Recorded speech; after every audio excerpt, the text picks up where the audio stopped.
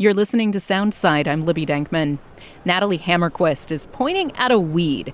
At least most people would call it a weed. I sure would. Do you recognize this, Libby? It looks like a dandelion. It is a dandelion. Good job. I'm standing with her in the Beacon Food Forest on the west side of Seattle's Beacon Hill. We're surrounded by fruit trees and raised vegetable beds with green beans and beets.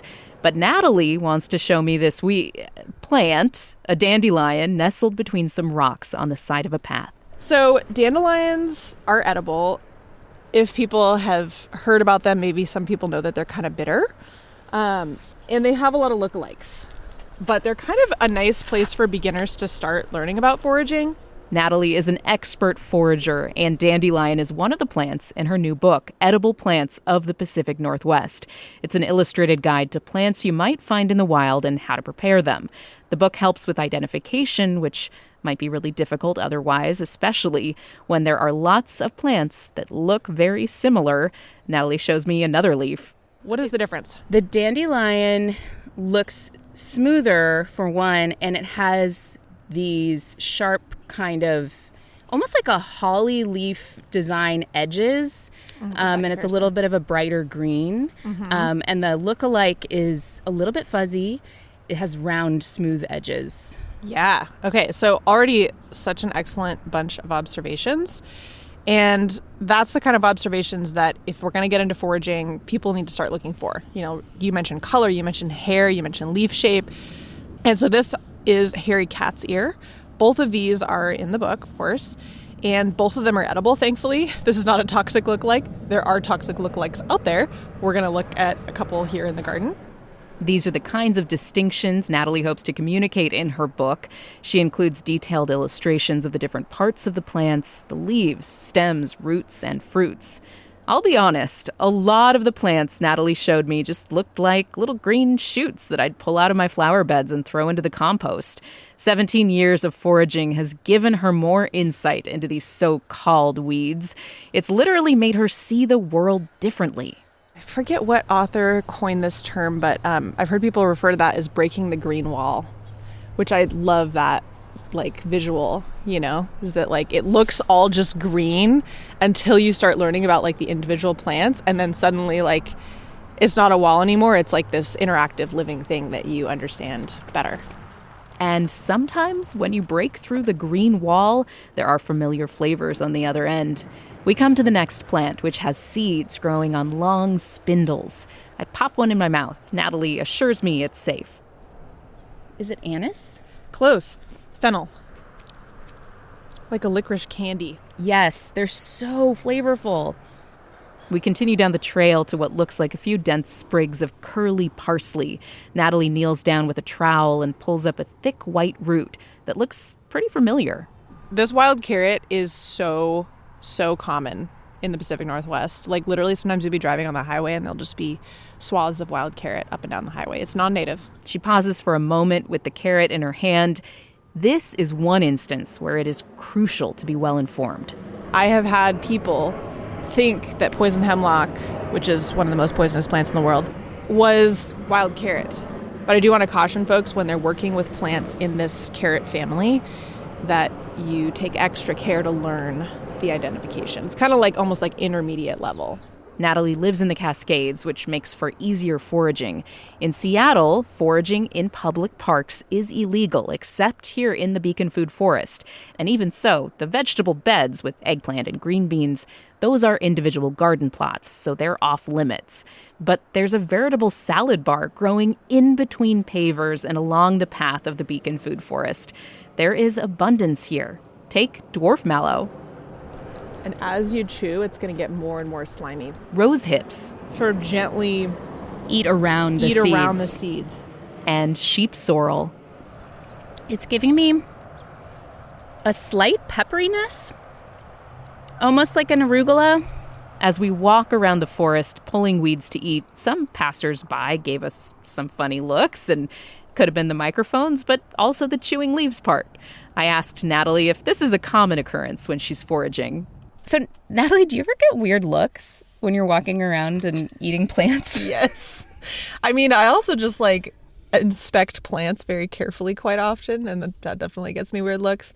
But people are usually pretty curious, because most people like would never think of eating a wild plant, and I'm like picking some weird berry they've never seen before, like hawthorn berries, for example. That's one where it's usually like somewhere where there's pathways, and people are walking by, and they're like, "What are you harvesting?" So I kind of have to like teach little mini classes sometimes.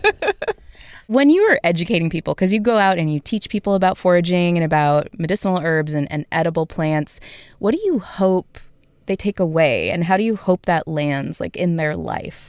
Yeah, so I definitely like have, my perspective has transformed a lot of different times over the years, but right now I really just want to create stewards of the land is like my main goal. And I think that people who hike and people who bike, there's like a certain amount of investment in nature, but I think people who forage have the highest level of engagement and care, and also stakes.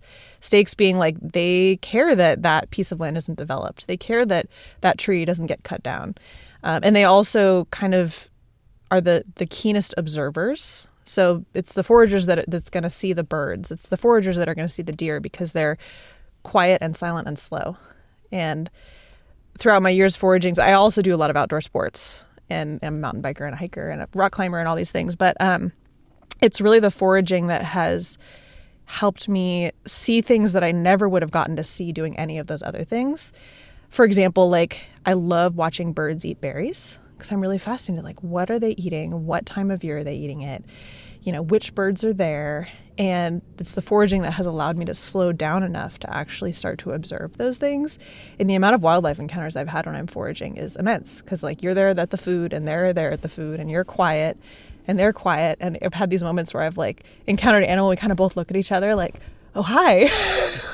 We're both here for the same reason. We're both here for the same reason. And it's just like a more like heart-centered, soul-nourishing relationship with nature that I have come to through foraging than a lot of the other outdoor activities that I've done. How much of your diet would you say you could sustain foraging? Man, that is a question. I don't hunt animals, and that is definitely like a large part of most hunter-gatherer societies. And also a big part of the diet of hunter-gatherer societies are like starchy roots. And a lot of the starchy roots that grow in Washington are plants that like camas and wapato that I think is really best to like let indigenous folks have access to.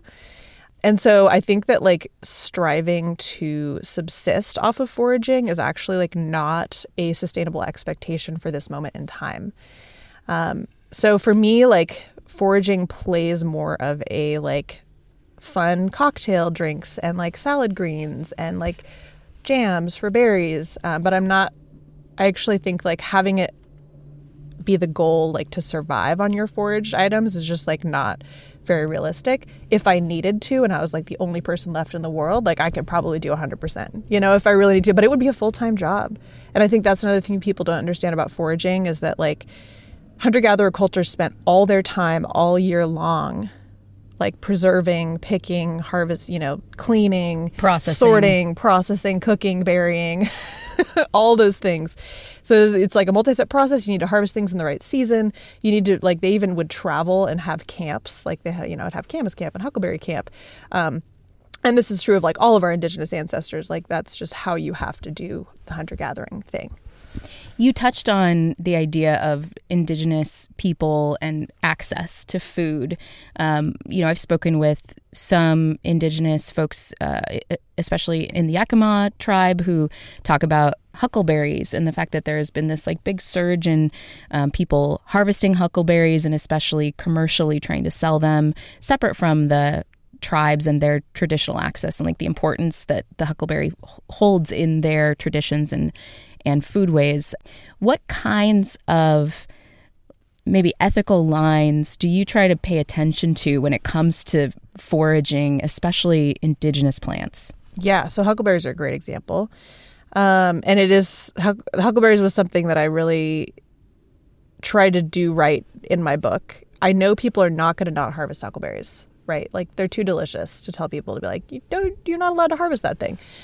So to me, like my personal practice would be like, I'm not going to harvest more than like 2 or 3 cups a year. And of course, there's going to be people that are going to harvest more than that. And that's just the nature of the thing. But so like, how much are you harvesting? And then I think people don't think enough about what impacts they're having when they're out harvesting. And huckleberries are a great example of that. Recently, I was up at Snoqualmie Pass looking at some huckleberry plants and doing some filming. And I noticed that a lot of the bushes had been trampled and killed. And huckleberries, A, don't like soil compaction. B, they don't want to be trampled. I don't want to be trampled either, right? Like they die when they get trampled. But people like want to get the huckleberries further in. So they like, walk on some of the bushes. And the more people that do that, the higher the impact is. And huckleberries is one of those plants that like everyone likes to harvest.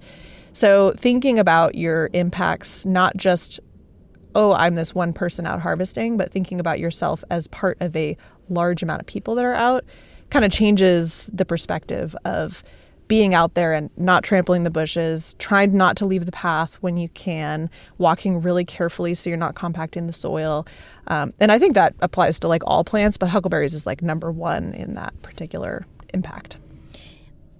When you teach people about edible plants and going out and foraging for themselves, we mentioned this when we were walking through the edible garden, but there are ways that you can get in trouble. You can make yourself sick, or you could potentially eat a poisonous plant.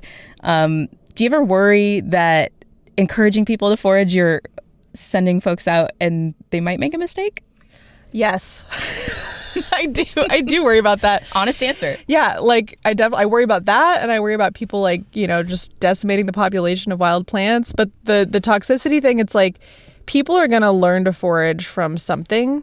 And so, someone, somewhere, some book. So my kind of approach is like, okay, well, I'm going to do the best job I possibly can to make sure that that doesn't happen. And so it's something that I mentioned. I mean, obviously, we mentioned it heavily in our walk together. Like, I never talk about the plant without talking about that. And I actually ran into this guy in the woods over at Issaquah. I was on a hike, and he was eating raw bracken fern fiddleheads, which have a toxin in them that is carcinogenic. Like it builds up in your system over time and can cause cancer. These are fiddlehead ferns? Yeah. So this are bracken fern fiddleheads, which I did not include in my book for this reason. You're not supposed to eat them raw.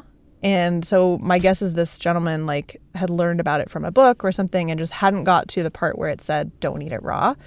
And that moment really stands out as like, man, people need it all right away. Like they need to not be learning about these plants without that key piece of information, because people get excited and they go out and they get, maybe they never follow up on learning more about it. So that's one of the things I do as a teacher, like that's maybe a little anxious by nature, is like I make sure that I'm always delivering that information along with it. You can eat this, but you can eat the, Yeah. And the lookalikes are this. And this is especially, with the carrot family, for example, having a very close lookalike that is poisonous. Hemlock is a vital piece of information that you're imparting to people. Yes. And in my book, I put a caution section in the, each entry. I discuss it thoroughly and I put the lookalikes on the actual same page as the plant pictures of the main plant. So when you become more aware about what you can forage and what you can find to eat in our natural world and just on a walk, for example, how does that change your relationship with nature and with the world around us? I think it changes it quite a bit. We discussed this a little bit earlier, but when I go outside, it's kind of like just walking amongst friends, like when like I know almost all the plants that I walk past. And so it's like, oh, like there's a little big leaf maple. And like right now from where we're standing, I can see like a Oregon white oak and I can see a red elderberry. And it is kind of like encountering friends, which I think makes it basically so anywhere you go, there's plants. Even freaking the sidewalk crack, in downtown Seattle, there's going to be plants. And so there's always friends. Like you're always in relationship with your surroundings, which I think feels really good as a human. And I think that is how we're wired to be. And there's always like, I'm always observing and I'm always taking in information. And I think it definitely makes me feel a lot less empty. Natalie Hammerquist is the author of Edible Plants of the Pacific Northwest and also Medicinal Plants of the Pacific Northwest, which is her prior book. Edible Plants is the new book. She's an expert forager, and she spreads her knowledge about edible plants on YouTube. Natalie, thank you for being here. It's been really fun to get to eat some plants with you. You are so welcome. Thanks for listening to Soundside. By the way, this show is only possible because listeners support us. If you are able to give right now, check out the show notes for a link to donate. And don't forget, you can listen live on KUOW 94.9 FM Seattle at noon and 8 p.m. Monday through Thursday, or anytime online at KUOW.org.